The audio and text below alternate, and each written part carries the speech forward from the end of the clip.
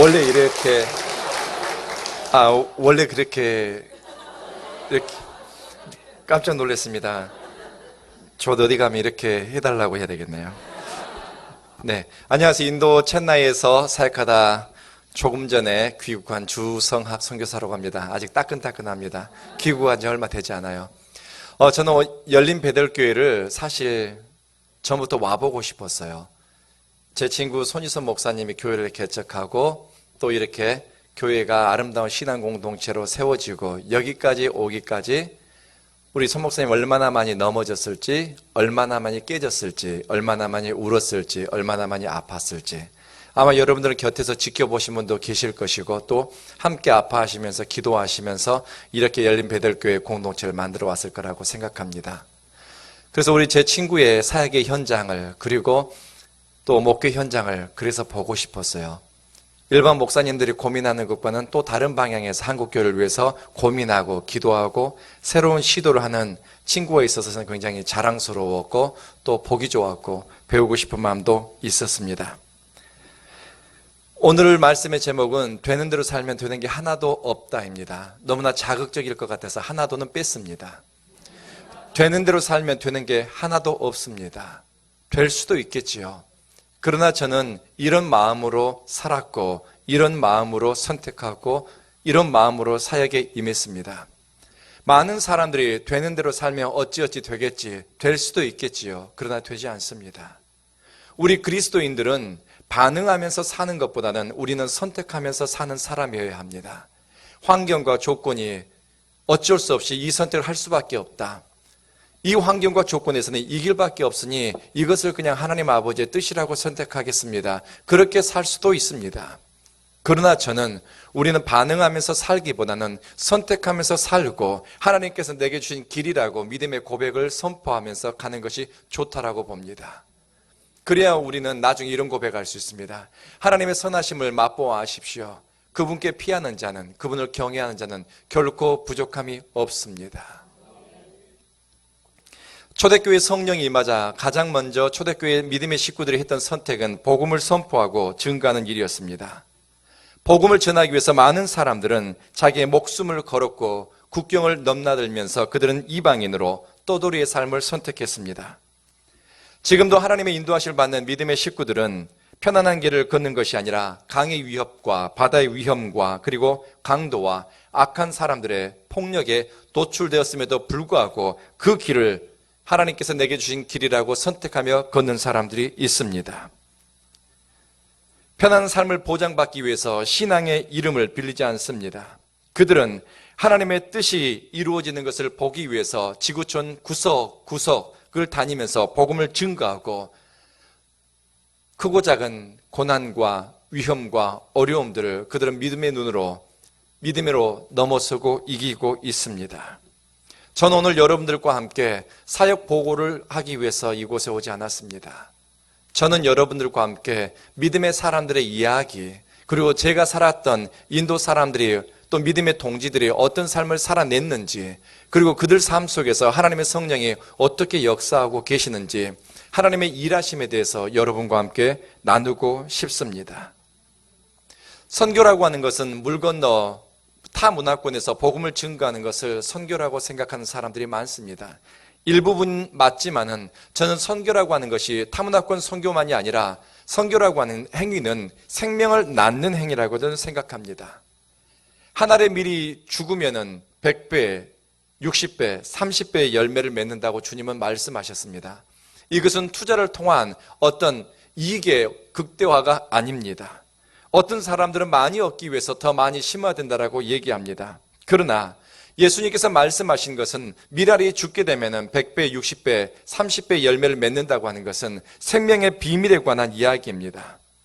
선교는 생명을 낳는 일입니다. 그리고 살아있는 생명은 반드시 다른 어떤 생명에게 영향을 미치게 됩니다.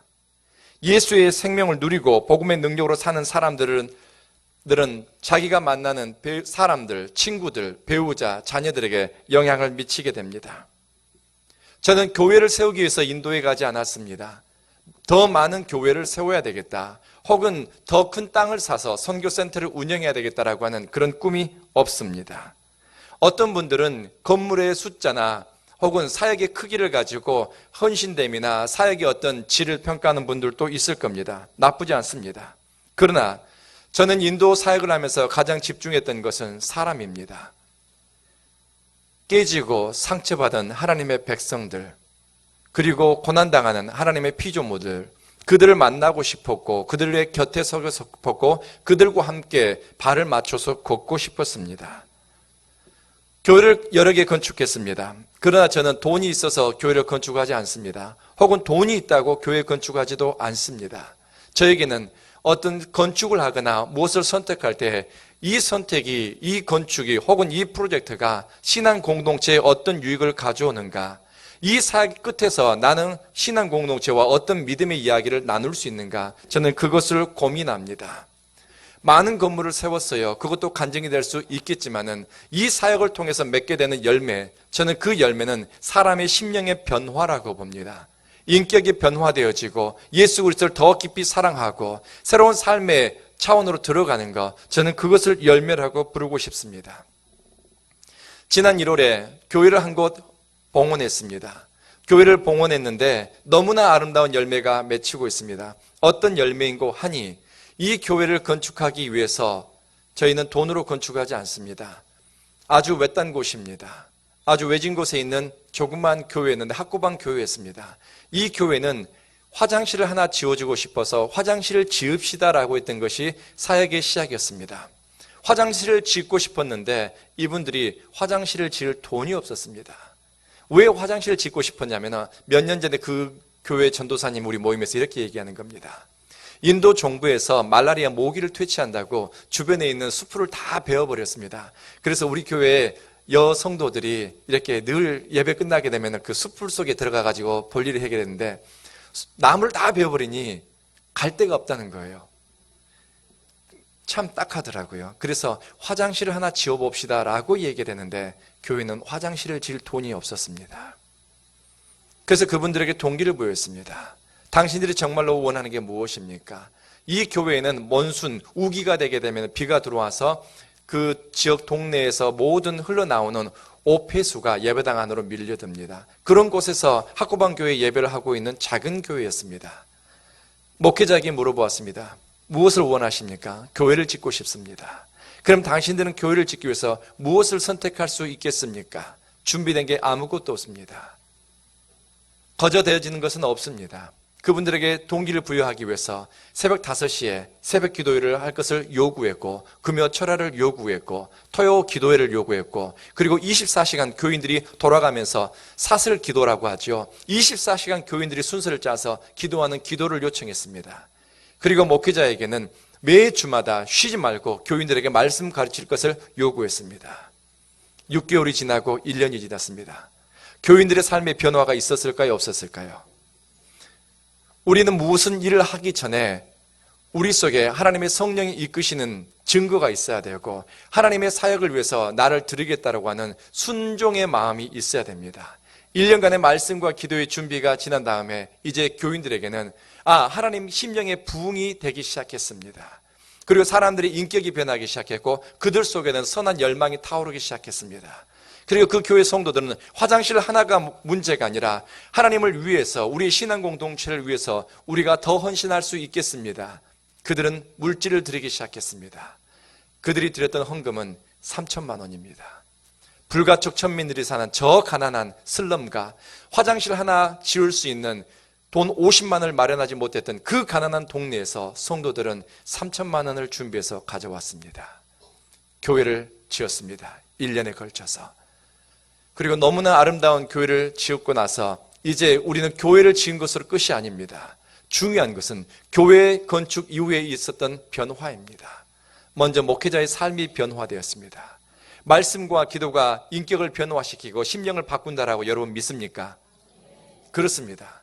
이 목회자는 성격이 급하고 성정이 굉장히 과격한 사람입니다. 말씀과 기도의 시간을 거치면서 목회자의 인격이 변화되었습니다.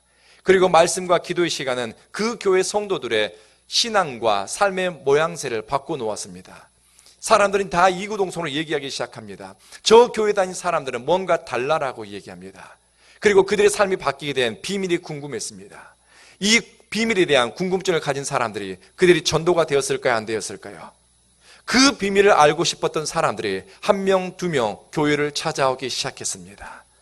우리는 화장실 하나 지을 돈도 없어요 라고 고백했던 사람들이 하나님이 자기들 공동체 안에서 어떤 큰 일을 이루는지를 보았습니다.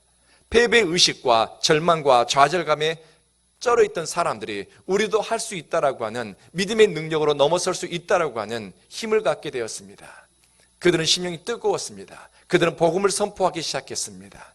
힌두교 성지에서 그들은 복음을 선포하고 교회는 성장하기 시작했습니다. 여기까지 다가 아닙니다. 이제 그 교회는 자기 안에 있는 그 소스와 자기들 안에 있는 맨파워와 물질적인 가능성들을 이제 더 가난한 교회와 지역교회를 위해서 플로잉하기 시작했습니다.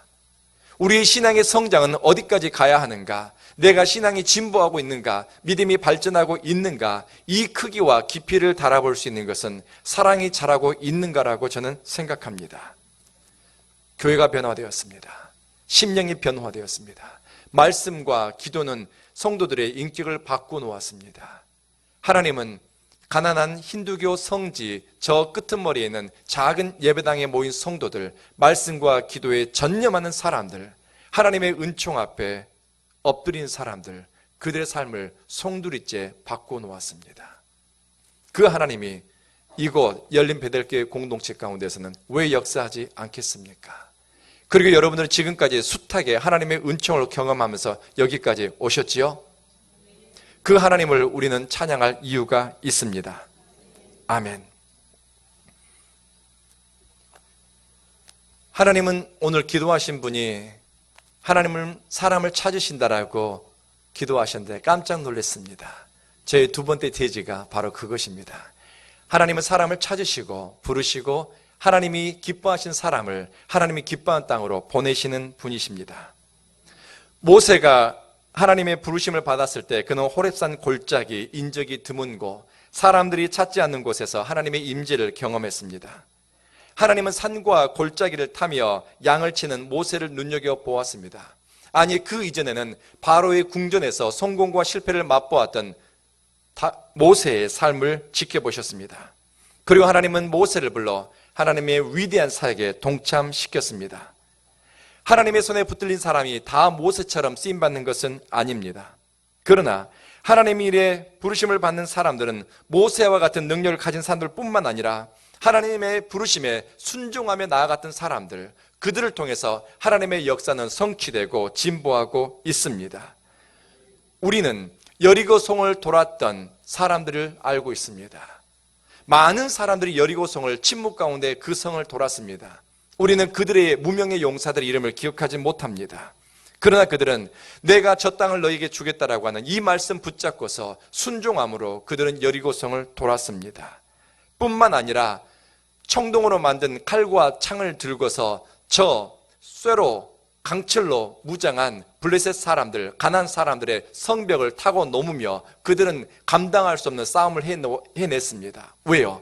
하나님께서 너와 함께 하신다고 하는 이 말씀 때문에 그들은 순종함으로 목숨을 사지에 내놓았습니다.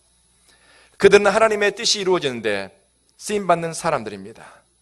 하나님이 광야에서 이스라엘 공동체를 지켜보실 때 그들 가운데서 눈여겨보았던 것은 하나님의 뜻에 순종하는 사람들, 그들의 마음의 중심이었습니다.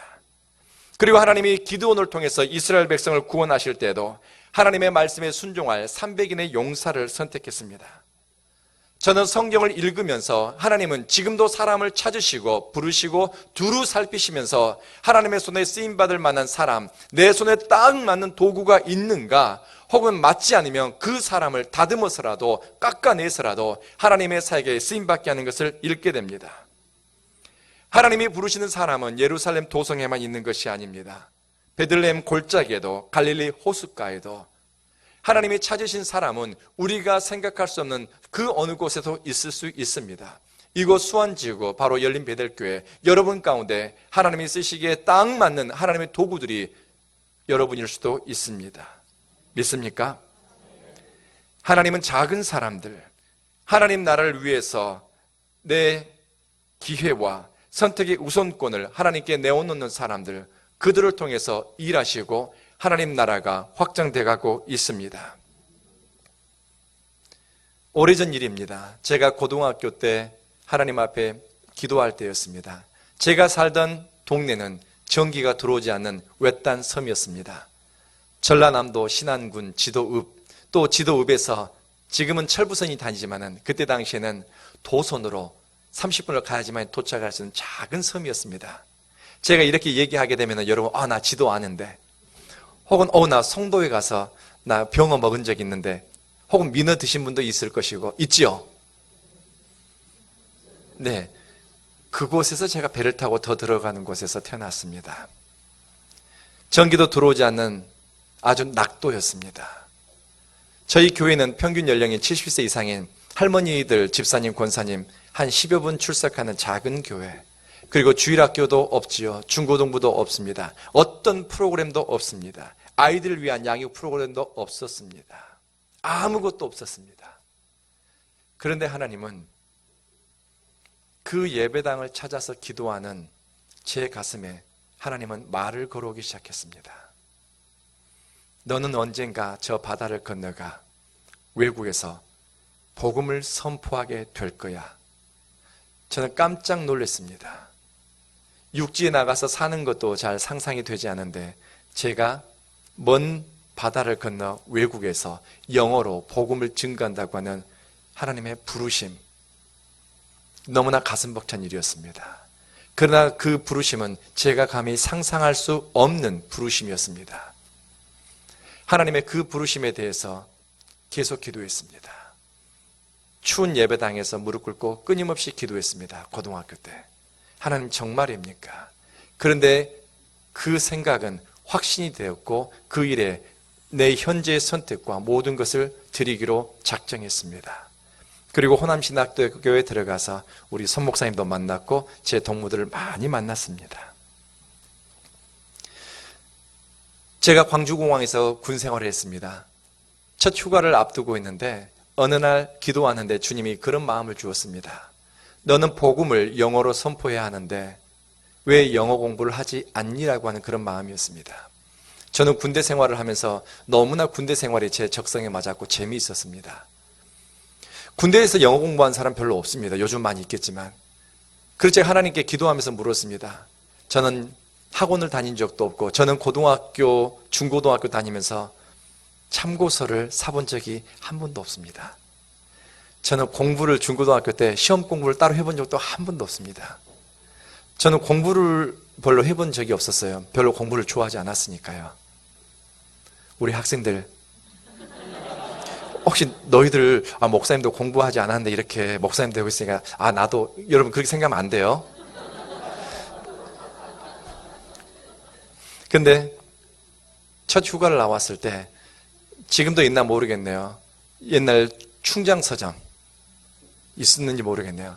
그쪽에 가게 되면 중고 책방이 있었어요. 거기서 중학교 1학년 동아출판사 영어 책을 사가지고 왔습니다. 저는 공부를 한 번도 해본 적이 없었기 때문에 어떻게 공부할지 몰랐습니다.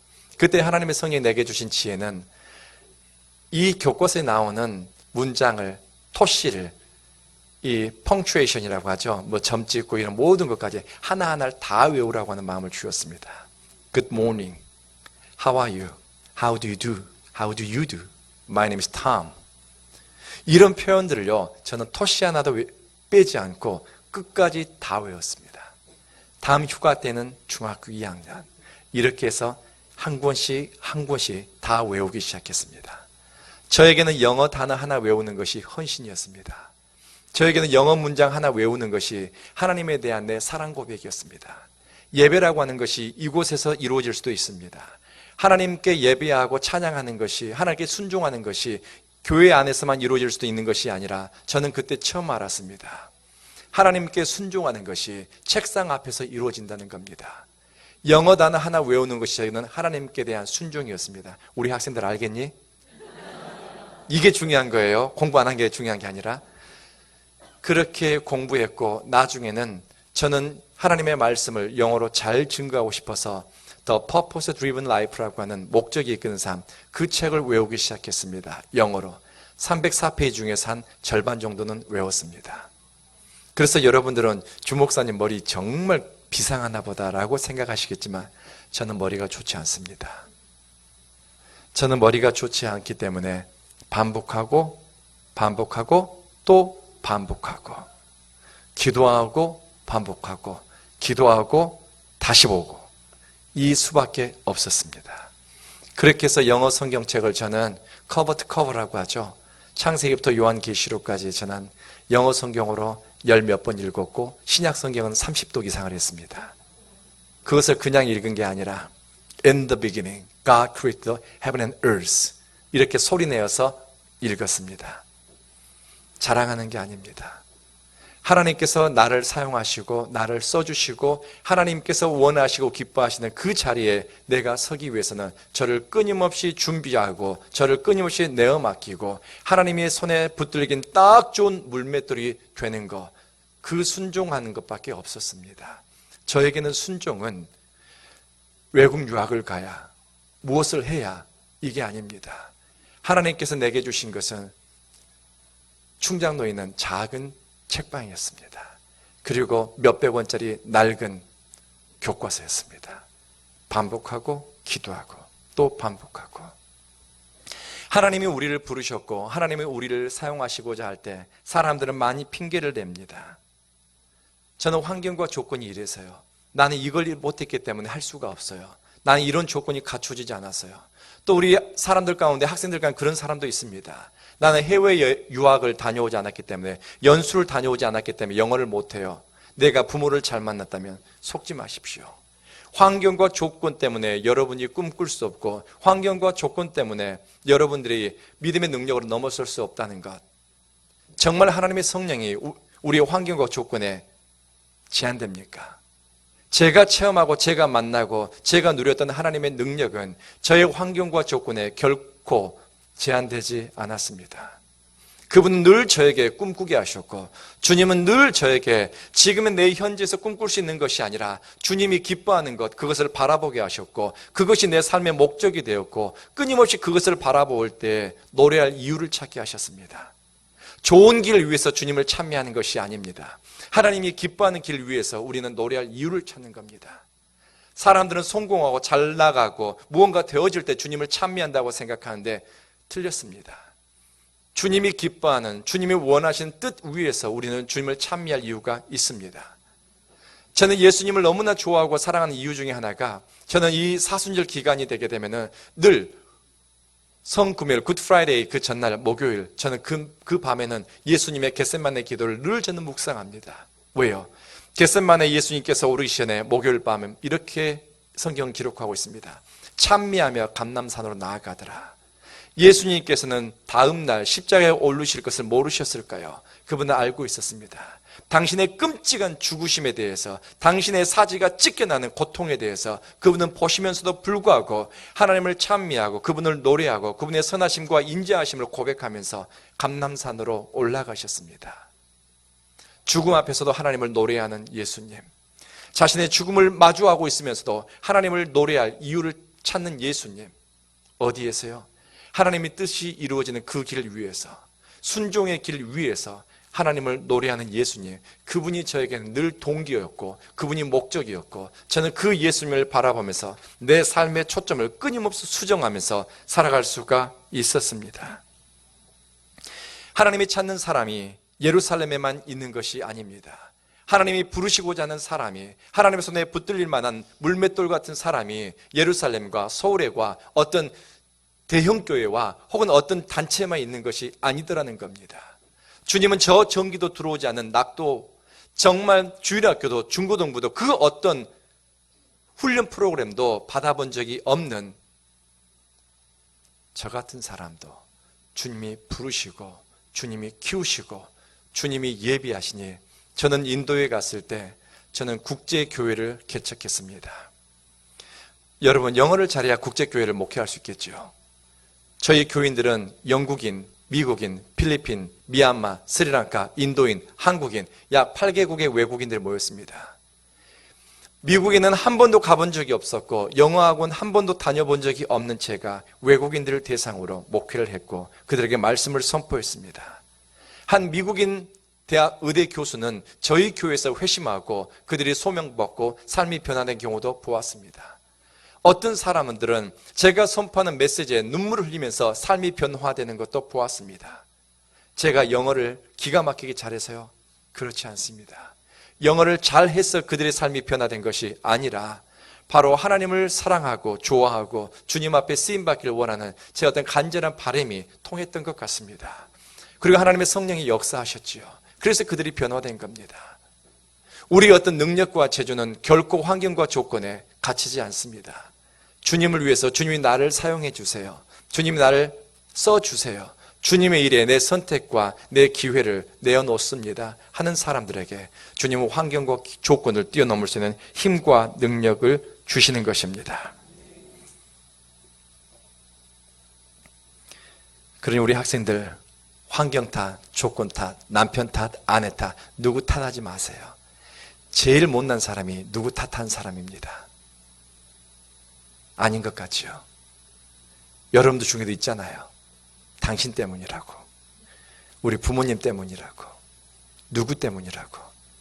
속지 마십시오. 하나님은 여러분이 저 사람 때문이라고, 저 원수 때문이라고, 저 누구 때문이라고 속지 마세요. 하나님 그 사람과 여러분의 사면을 에워싼 것 같은 기가 막힌 웅덩이, 다윗은 그렇게 고백했습니다.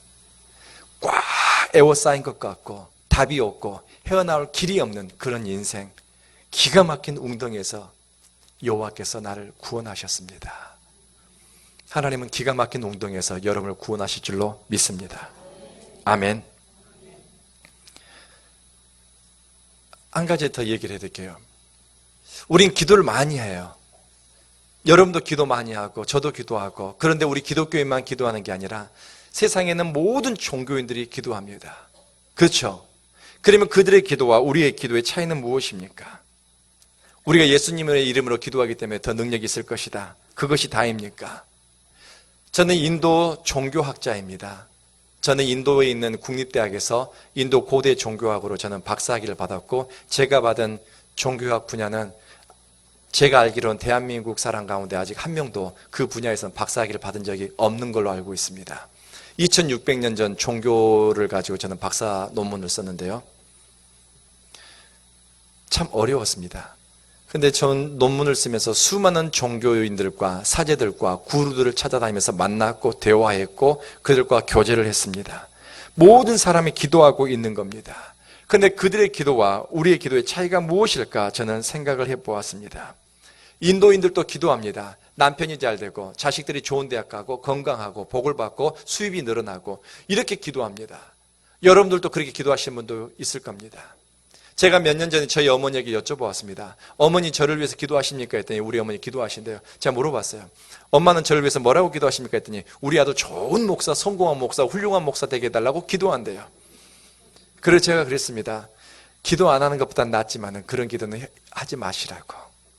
하나님이 어머니의 기도 들으실 수도 있지만은 안 하는 것보단 낫지만은 그런 기도는 앞으로는 입도 뻥끗 하지 마시라고 제가 경고했어요. 한 2번 경고했어요. 대신 이렇게 기도해달라고 부탁드렸습니다. 우리 아들이 십자가 지는 것을 두려워하지 않는 목사 되게 해달라고. 하나님 경외하고 하나님 두려운 줄 알고 겸손하게 선한 양심을 가지고 목회하는 목사 되게 해달라고 기도해달라고. 우리 아들이 귀회 앞에서 얼씨구나 쫓아가는 목사가 아니라 하나님이 기뻐하는 뜻을 보고서 쫓아가는 목사 되게 해달라고 기도해 주시라고 부탁했습니다. 그랬더니 저희 어머니가 아멘 했을까 안 했을까요? 아멘 안 하시더라고요. 저는 그게 맞다라고 생각합니다.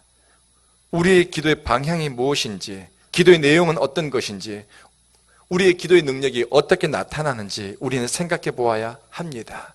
어떤 사람들은 내 꿈과 야망을 이루기 위해서 예수 이름으로 기도한 사람들도 있습니다. 우리의 기도는 개인의 야망과 뜻을 이루기 위한 수단이 결코 아닙니다. 우리의 기도는 인도인들처럼 구원에 이르기 위한 방편도 아닙니다. 우리의 기도는 예수 그리스도에게서 시작됩니다.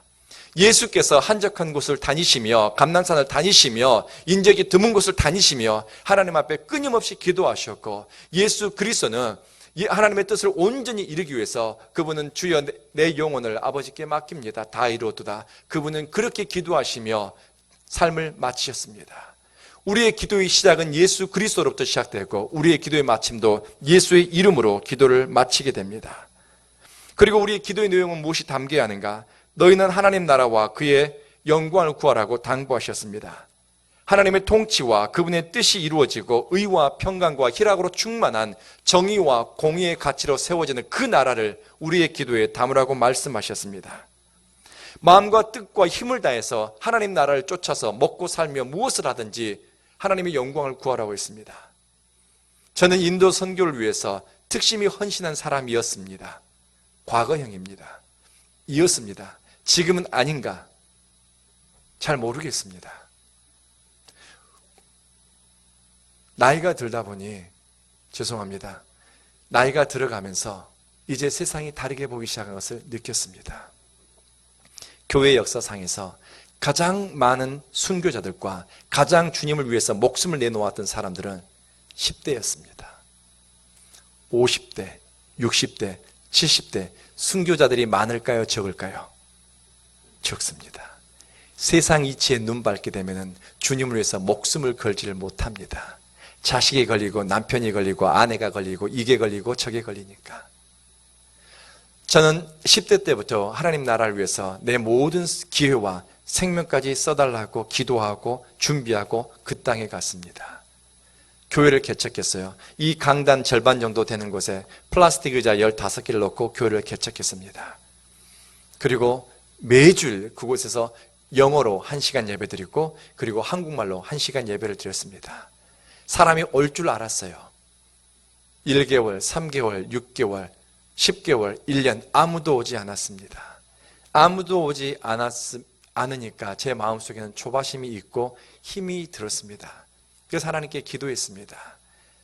10일씩, 2주일씩 밤새 기도하고 금식하고 어떤 경우는 40일씩 하루에 12시간씩 금식하며 기도하고 저는 장로의 신학대학교 신대원에 다닐 때 장신대 신대원 다닐 때 저는 동아리 활동을 했는데 신해산 선교회라고 하는 금요일 밤 10시부터 새벽 5시까지 산에 올라가서 산 꼭대기에서 밤샘 기도하는 제가 동아리 멤버였습니다. 그렇게 신대원 3년을 산에서 보냈습니다. 산기도하느라. 그러니 밤새워서 기도하는 것은 뭐 그렇게 부담스럽진 않았습니다. 그렇게 하나님 앞에 매달렸습니다. 제 기도가 응답됐을까 안 됐을까요? 그렇게 부르짖으면 역사 일어납니까 안 일어납니까? 괜히 망설이지죠. 뭐라고 대답해야 될지 모르겠죠. 사람이 왔을까 안 왔을까요? 1년 동안 한 명이 오지 않았습니다. 더 열심히 기도했습니다. 왔을까 안 왔을까요? 1년 6개월이 되도록 한 명도 오지 않았습니다. 2년이 되었습니다. 그때 처음 한 명이 왔습니다. 2년 동안을 저는 2살 된 저희 딸아이를 앉혀놓고서 설교를 했습니다. 이 앞에 하나이만 놓고서. 그런데 하나님은 저에게 기도를 시켰던 이유가 있습니다. 부흥을 위해서 아니면 더 큰 교회를 위해서 기도시킨 게 아니었습니다. 내 속에 감추어진 야망, 비전이라고 하는 이름으로 부풀려진 내 야망과 내 어떤 고집과 나를 위한 자기 의를 보게 하셨습니다. 그것을 깨뜨리는데 2년이 걸렸습니다. 그리고 하나님은 제게 참 좋은 마음을 주셨어요. 너는 먹든지 마시든지 무엇을 하든지 주의 영광을 위해서 하라라고 하는 그 마음 주었습니다. 그 마음이 내 속에 들어왔을 때 저는 이제 플라스틱 의자 15개가 보이지 않았습니다. 너무나 기뻤고 하나님 앞에 그분의 임재 앞에 감사했고 의자에 앉아있는 게 너무나 가슴 벅차서 무릎을 꿇었습니다. 무릎을 꿇는 것도 가슴 벅차서 저는 아무도 없는 빈 예배당에서 저는 큰 대자로 저는 뻗어서 하나님 아버지 고맙습니다. 저는 가끔 그렇게 기도합니다. 하나님 앞에 온전히 항복하고 싶을 때, 하나님 앞에 온전히 낮아지고 싶을 때 가끔 그런 자세를 취합니다. 하나님은 그렇게 사람을 1명, 2명 보내주시다가 그리고 나중에 국제교회가 되었고 이제는 체나이 한인 장로교회가 되어서 한인들과 인도의 엘리트들이 참석하는 그런 교회가 되었습니다. 우리의 기도가 더 많은 것을 누리고 소유하고 즐기는 것이 목적이 아닙니다. 예수님께서 십자가를 지시던 날 밤 겟세마네에 올라 힘을 다해 기도하시고 죽을 힘을 다해 기도하셨습니다. 예수 그리스도의 기도의 능력은 무엇으로 나타났는가? 예루살렘을 정복하거나 타락한 종교인들을 뒤집어 엎거나 하는 것이 아니었습니다. 하나님의 뜻을 이루기 위해 십자가의 죽음과 부활의 능력으로 많은 사람들을 생명의 성령의 법으로 살도록 길을 내기 위해 그분은 기도하셨습니다. 여러분은 무엇을 쫓아 기도하십니까? 더 많이 순종하기 위해, 더 많이 다듬어지기 위해, 하나님이 쓰시기에 좋은 물맷돌이 되기 위해 여러분 기도하십니까? 제가 아는 영혼이 건강한 사람들과 예수를 사랑하는 사람들은 신앙생활을 통해서 개인의 이익을 얻으려고 하지 않습니다. 자신들의 목적을 위해 예수를 수단화하지도 않습니다. 혹은 믿음을 도구화하지도 않습니다. 그들은 오 주여 나의 전부여 나 주님을 사랑합니다. 그들은 예수를 전부로 삼고 예수 그리스도 그분만이 인생의 목적이고 예수 그리스도를 쫓아 살아가는 길에서 그들은 행복을 누립니다. 우리는 이 땅에서 큰 다리가 되라고 부르심을 받은 사람이 아닙니다. 이 땅 가운데서 작은 디딤돌만 될 수 있어도 귀하게 쓰임 받았다라고 생각합니다. 저는 선교지에 나가서 큰 일을 이루겠다고 하는 욕심이 처음부터 없었습니다. 내가 만나는 사람들, 그들과 함께 예배를 드리고 내가 예배자가 되었을 때 내 곁에는 하나님은 예배자를 보내주실 거라고 저에게 말씀해 주셨습니다. 정말 그 마음으로 저는 예배자의 마음으로 인도에 갔고 저는 교회 사역을 했고 작은 교회지만 선교지에서 건강하게 세워지고 있는 교회를 섬기는 목사가 되었습니다. 이런 얘기들이 저희 교회는 흔합니다. 우리 교회 권사님이 이런 얘기를 합니다. 목사님, 저는 교회 나올 때 가슴이 설레입니다. 지금도 가슴이 설레입니다. 오늘은 하나님이 내게 무슨 말씀을 하실지, 오늘 이 예배를 통해서 어떻게 내 삶을 만들어 가실지 기대가 됩니다. 이 마음으로 오신대요. 어떤 분들이 이렇게 고백합니다. 내가 한국에서 신앙생활을 했을 때는 어떤 모습으로 살아야 될지 몰랐는데 이 신앙 공동체에서 내 신앙이 다시 해치되었다가 다시 새로워지는 것을 경험합니다라고 고백하는 분들 많이 만났습니다. 사랑이 깊어지고 덕이 넓어지는 사람들을 저는 무수하게 만납니다. 그들은 그리스도 안에서 다듬어지고 만들어지고 새로워집니다. 저는 우리 교회의 어떤 성장과 사람들의 변화가 어디 있는가 그 비밀을 곰곰이 생각해 보았더니 그 비밀은 바로 예배의 능력이었습니다. 참으로 하나님을 두려워하고 사랑하는 사람들이 드리는 예배 가운데 하나님의 성령이 임재하시고 그들의 삶을 바꾸놓는데 그들은 세상에서 어떻게 쓰임을 받는가? 대단한 다리가 되지 않습니다. 그들은 세상에서 어떻게 하면 나를 통해서 하나님의 사랑이, 하나님의 뜻이 내가 디딤돌이 되어서 증거되어질 수 있을까를 고민합니다. 혹시 여러분들 가운데 여러분에게 여러분의 등을 내어줌으로 누군가가 그 등을 밟고서 한 단계 더 비상할 수 있다면 여러분은 기꺼이 등을 내놓으시겠습니까? 놓으실 거예요? 놓으실 거죠? 잘 이해가 안 가십니까? 누군가가 여러분을 사뿐히 지려밟고 더 나은 것으로 점프하고 올라갈 수 있다면 여러분들은 여러분의 기회를 포기하고 여러분의 등을 내놓으시겠습니까? 이때 아멘 하는 거 아니에요, 보통은?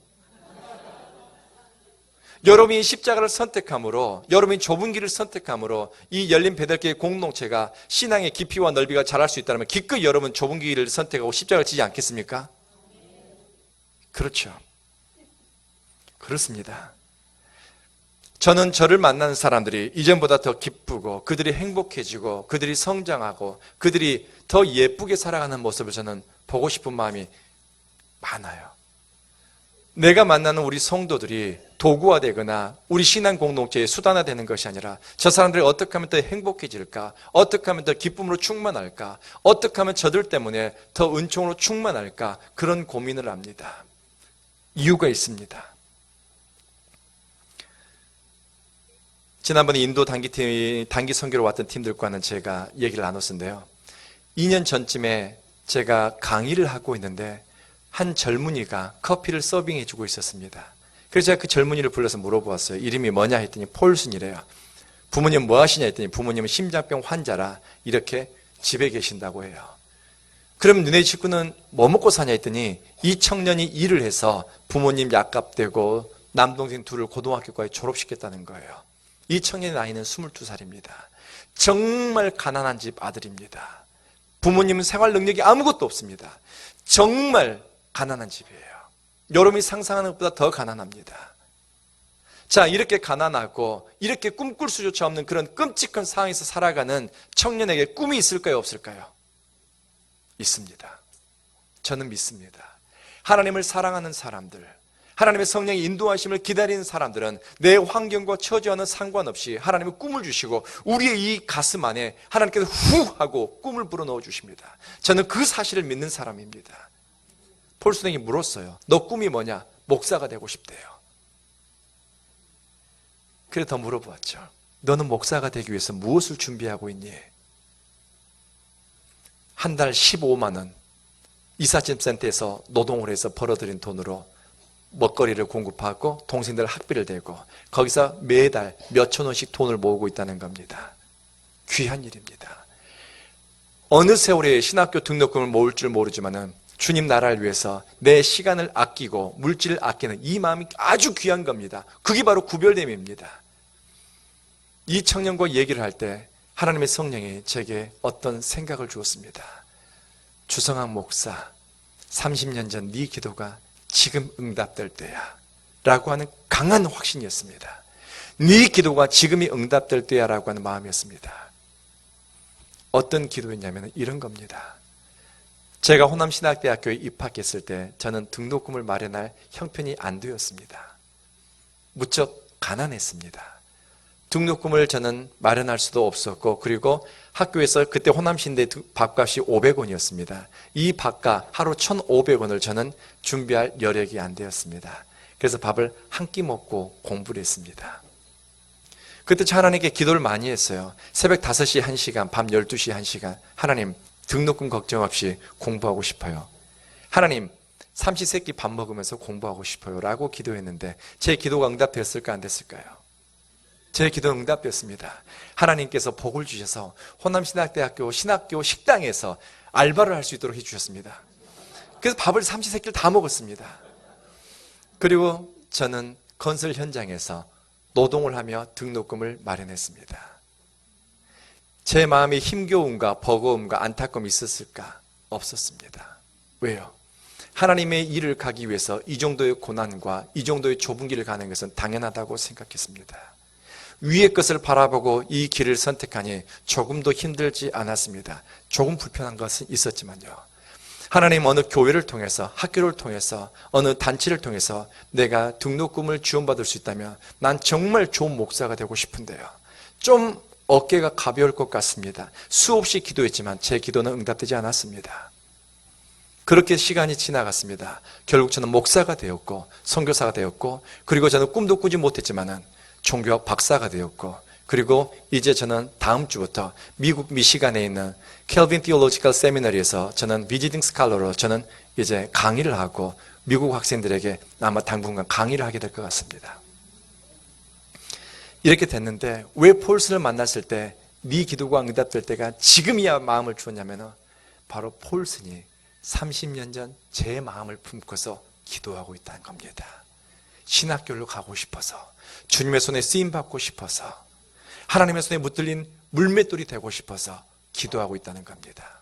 꿈꿀 수 없는 환경이고 정말 그 위의 것을 바라볼 수 없는 기가 막힌 환경임에도 불구하고 저 청년은 지금의 현재를 나중에 하나님의 손에 붙들림 바 되도록 내어놓고 있다는 겁니다. 그래서 주성한 목사, 네 30년 전 기도가 이제 응답될 때야. 바로 저 아이가 저와 같은 기도 제목으로 기도하고 있다는 거였습니다. 그 청년을 따로 불렀습니다. 신학교를 가고 싶으면 이거 하나 확인받고 와라.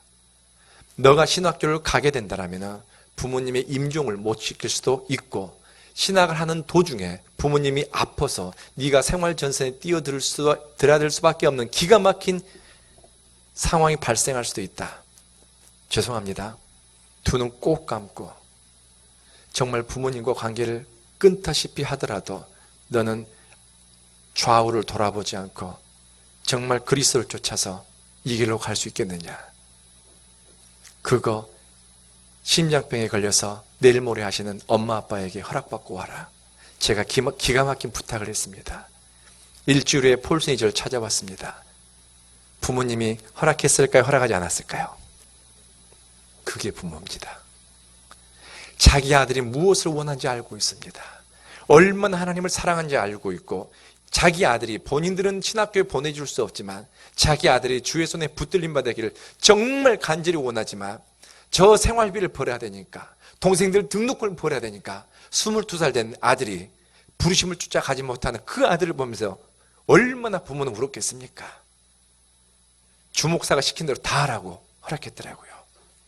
그래서 저는 이제 폴슨을 위해서 제가 나섰습니다. 인도에서 가장 좋은 신학교, 저는 어지간한 신학교를 저는 얘기하지 않습니다. 저는 가장 좋은 것을 주님께 드리고 싶고, 가장 좋은 길을 저는 제 후배들과 동료들에게 주고 싶어하는 욕심이 많은 사람입니다. 저는 욕심이 굉장히 많아요. 이 청년에게 어리버리 신학교가 아니라 가장 좋은 신학교를 보내고 싶었습니다. 어디? 윌리엄 캐리가 세운 신학교. 당대 최고의 선교사 윌리엄 캐리가 세운 신학교. 아무나 가겠습니까? 아무나 못 가니까 최고 신학교지요.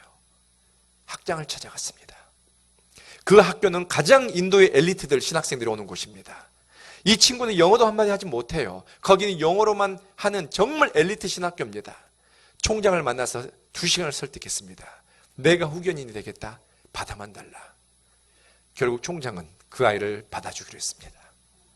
그리고 폴슨은 그 학교에 들어간 지 이제 2년이 됐고요. 그 아이를 학교에 보내기 전에 제가 제 사무실에 불러서 몇 가지를 부탁했습니다. 첫째, 수염을 깎아라. 둘째, 옷을 단정하게 입어라. 좋은 옷을 입는 게 아니라 깨끗하게 입어라. 옷은 마음의 표현이다. 단정하게 입고 다녀라. 셋째, 아침에 1시간 기도하는 거 잊지 말고 잠들기 전 1시간 기도하는 거 잊지 말아라. 네 인생에서 기가 막힌 웅덩이에서 건져내실 분은 하나님밖에 없다. 기도 외에는 능력이 없으니까 너는 주님 앞에 엎드려라. 마지막, 일어나라 했더니 딱 일어나더라고요. 그리고 제 사무실에서, 제 사무실 좁아요. 우리 손 목사님이나 우리 여러분들 몇 분은 오셨지만요, 여기서 저기까지 Take your heart, 용기를 갖고 가슴을 펴고 Walk properly, 똑바로 걸어봐라. 제가 그랬어요. 그러니까 엉거주춤 걷더라고요. No, walk again. 다시 걸어. 다시 걷고 또 더 걷게 시켰습니다. 가슴을 펴고. 이제 하나님은 네 인생 가운데서 기가 막힌 역사를 이루시고, 하나님은 네가 한 번도 상상하지 못할 그런 은총의 물꼬를 여시는데 주눅 들지 마. 어디 가든지 가슴 움츠러들지 마. 너는 이제 가슴을 펴도 돼. 이제 하나님께서 너를 축복하시니 네 미래는 이전의 영광과는 비교할 수 있을 만큼 네 미래는 찬란할 거야. 어깨를 펴. 아멘. 폴슨의 삶이 변했습니다. 심장병으로 내일 모레 하는 부모님의 삶이 변했습니다. 형편이 편 게 아닙니다. 이제 그들에게는 자신들의 그 기가 막힌 환경에도 불구하고 아들을 부르시고 아들을 보내시고 아들을 사용하시는 하나님의 선하심을, 하나님의 인자하심을 그들이 보기 시작했습니다. 그러면서 그들은 하나님을 노래하기 시작했습니다. 누가 이 일을 이루십니까? 하나님은 저 인도 골짜기, 사람들이 주목하지 않는 작은 시골 마을에서도 하나님은 당신이 부를 사람을 부르시고 당신의 역사 가운데 그 사람들을 불러내는 것을 저는 보고 있습니다. 마지막으로 한 가지만 이야기하고 말씀을 맺겠습니다. 여러분들과 나누고 싶은 이야기는 시리즈로 정말 많이 있지만 시간이 없습니다. 2월 달입니다. 제가 인도를 떠나기 전 마지막 강의를 하고 있는데 우리 목회자 한 사람이 손을 들고 주 목사님 시간을 좀 주십시오라고 얘기했습니다. 저는 인도에서 한인교회 목회만이 아니라 저는 인도에서 3가지 일을 합니다. 한인교회 목회를 합니다. 그리고 인도인 석사, 박사, 교수들, 아주 엘리트 그룹들, 그분들을 제가 목회합니다. 저는 영어와 한국어로 목회를 하고 있어요. 저희 교회 한인들은 외교관, 그 다음에 회사, 법인장이나 포트라 관장, 좀 유학 온 사람들, 좀 가방끈이 긴 사람들이 많습니다.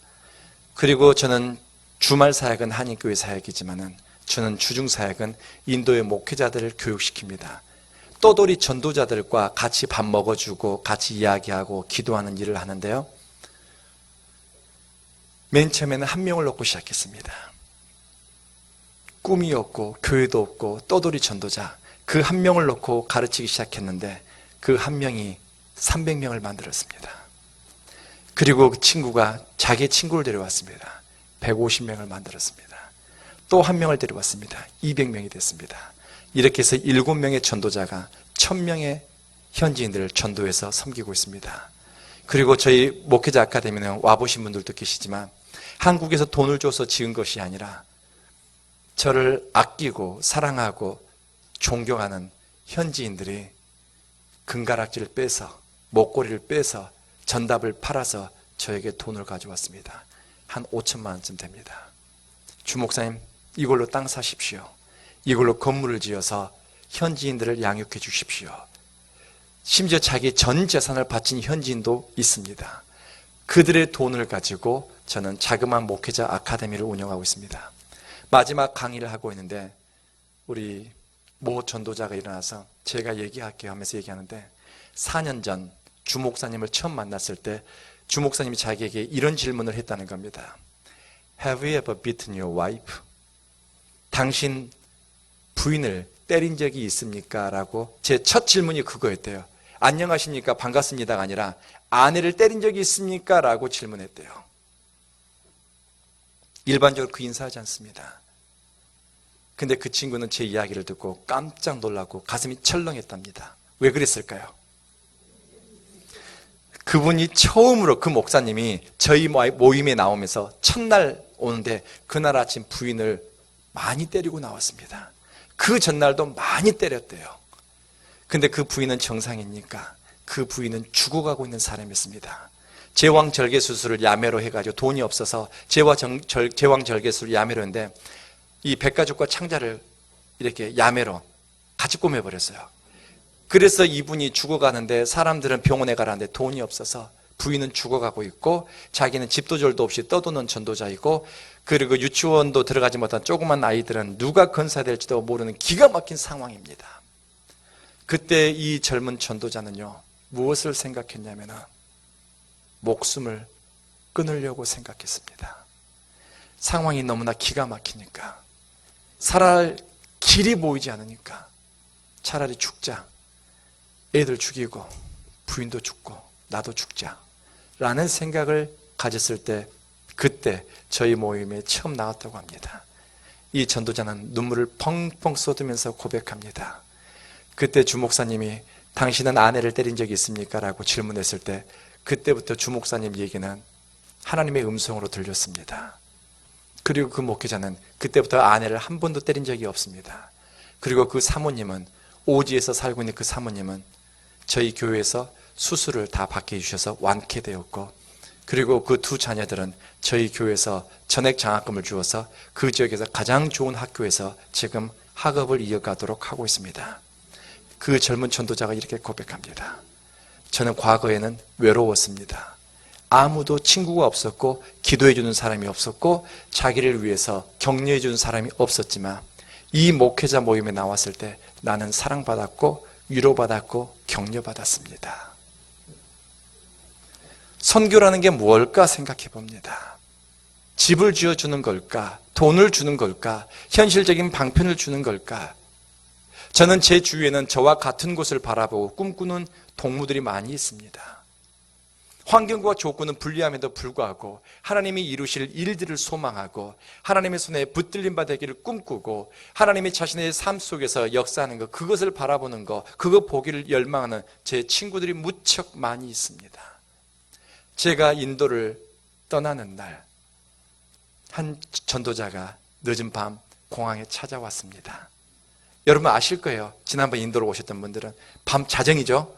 그 자정에 우리 목회자 부부가 찾아왔습니다. 사람들이 얼마나 많습니까? 그 공항 입구에 그 사람들이 바글바글 손목사님 기억나세요? 그 사람들이 바글바글 하는데 그 부부는 저에게 머리를 내밀면서 주목사님 Please bless us 자기들 축복해 달래요. 저는 그 사람들이 많은 데서요 저 축복기도 해본 거 처음이었습니다. 머리에 손 얹고 그분들이 저 떠나는 날 저를 배웅하기 위해서 나왔고 또 한 가지는 그분들이 찾아온 이유가 있습니다. 제가 안식년으로 인도를 떠날 때 제가 마음에 걸리는 사람이 바로 4년 전 목숨을 끊으려고 했던 그 전도자였습니다. 지금도 오갈 데 없는 그 전도자, 등 비빌 곳이 없는 전도자, 저 사람에게 제가 무엇을 해준다라고 하게 되면은 제가 사라지면 어떡합니까? 누가 돕겠어요? 저 사람 살 길을 찾아줘야 되는데라고 하는 간절한 바람이 있었습니다. 그래서 우리 시골 목회자들에게 여러분의 성장과 여러분의 믿음의 진보를 사랑의 나눔과 그리고 여러분의 등을 이웃을 위해서 내어주십시오. 그 사람이 여러분의 등을 밟고서 비상할 수 있다면 좋습니다. 시골 전도자가 그 마음에 품은 생각이 있었습니다. 그래서 300명 되는 교인들과 다 모여서 회의를 했대요. 주 목사님이 이렇게 말씀하셨는데 우리가 어떻게 할까요? 장로님과 모든 교인들이 우리가 그러면 주 목사님 인도를 떠나기 전에 그 마음의 소원을 들어드립시다. 교인들이 헌금을 했습니다. 적지 않은 돈, 큰 돈입니다. 그 돈을 들고서 공항에 찾아왔습니다. 주 목사님 인도를 떠나가기 전에 우리의 장성한 믿음의 분량을 보고 가시라고, 우리가 이렇게 성장했다는 걸, 그걸 보여주기 위해서 돈 뭉치를 들고 저를 찾아온 겁니다. 그리고 지난주에 땅을 계약했고 구입했습니다. 하나님은 지금도 이렇게 힘이 없는 사람들, 배움이 짧고 가진 것은 없지만 하나님을 사랑하는 사람들, 하나님의 선하심을 맛보며 아는 사람들, 하나님을 경외함으로 부족함이 없는 삶을 누리는 사람들, 그들의 삶 가운데서, 그들의 가정과 교회 가운데서 하나님 나라를 조금씩 확장하고 넓혀가고 있습니다. 그러니 열린베들교회 성도 여러분, 지금까지 누린 하나님의 선하심과 인자하심보다는 앞으로 여러분이 경험하시게 될 그분의 선하심과 인자하심이 아침마다 새롭고 또 새로울 것입니다. 기도하겠습니다.